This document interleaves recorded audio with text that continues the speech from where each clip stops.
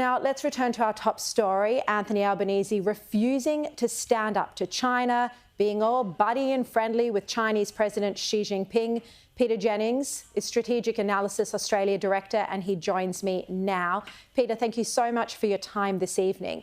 Look, this is an important story. The Albanese government says it's had a reset on the relationship with China. It's been boasting about that reset, proud of it, saying that they're normalising relations.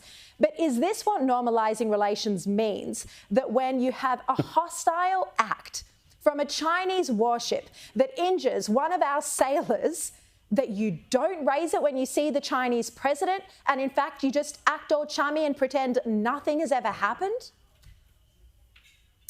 It's remarkable, Sharri, and so much for, the Albanese mantra that we would push back when we needed to. If attacking Australian sailors is not sufficient cause for the Prime Minister to complain to Xi Jinping, then I can't imagine what would be.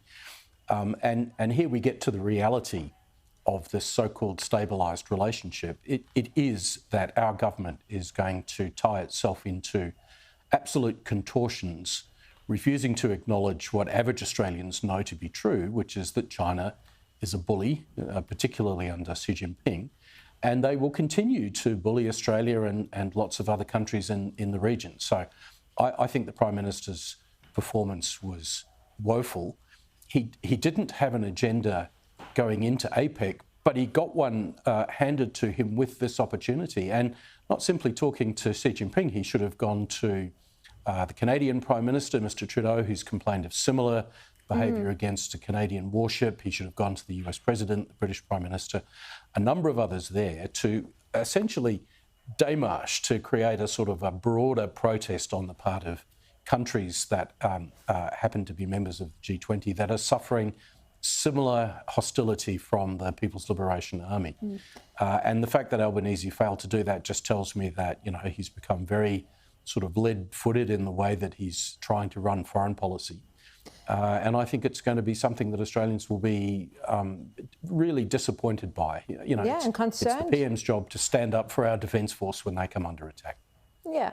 I mean, look, I think initially people thought, it's good that, China's lifted some, not all of its trade sanctions. There's still trade sanctions in place on some beef products, on lobster, on wine. We still have an Australian, Yang Hyung-jin, still in prison, wrongfully detained. But, one coalition source, Peter, said to me today that Albanese is becoming a useful idiot for China. And it does look, such a serious incident that the US...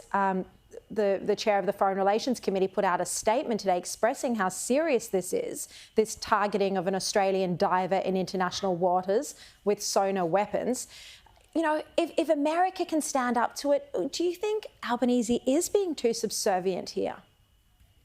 Absolutely he is. And it's a puzzle to me why such a priority is being put on insisting that we take Australia back into an abusive relationship with the People's Republic.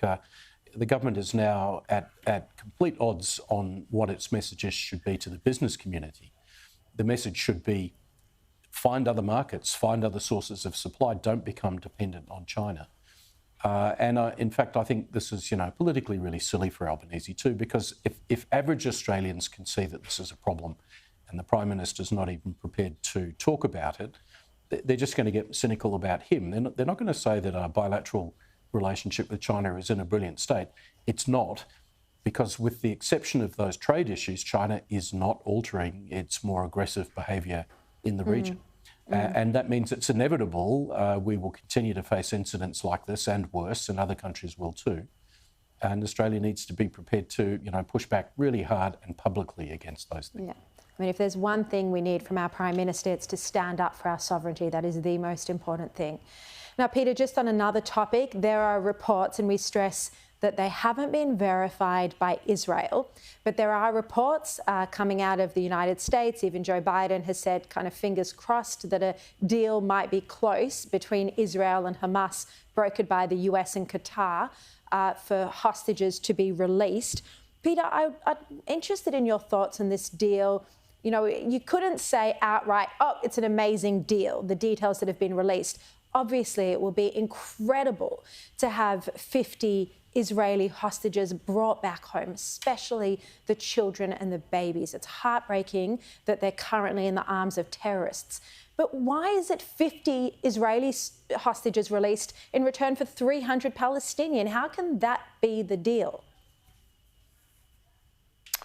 Well, there's some precedent for it, Sharri. I recall an incident about, I think, 5 years ago when one captured Israeli soldier was released by Hamas in return for, I think, something like 1,200 Hamas terrorists that had been held in Israeli prisons. Israel puts an enormously high price on its citizens, and I'm, very sympathetic to them doing that. But if the reports are true, that of course still leaves 200 or so individuals being held hostage. And it doesn't end the war. It seems to me that Israel cannot give up on its core strategic objective here, which is to destroy Hamas's military capabilities and to take the Hamas political leadership out of contention. Now, I can't imagine that that's what Netanyahu is about to do. But I guess if they have an opportunity to get 50 people released alive, then that is something that Israelis will want their government to do. So it's a horrible dilemma, as you've been saying. Yeah. But I think they need to take that opportunity if it's available to them. Yeah, and we'll see how this unfolds. It's said to be in its final stages, so it's just a waiting game now. Peter Jennings, thank you so much, as always, for your insights and your courage to say it like it is. Thank you.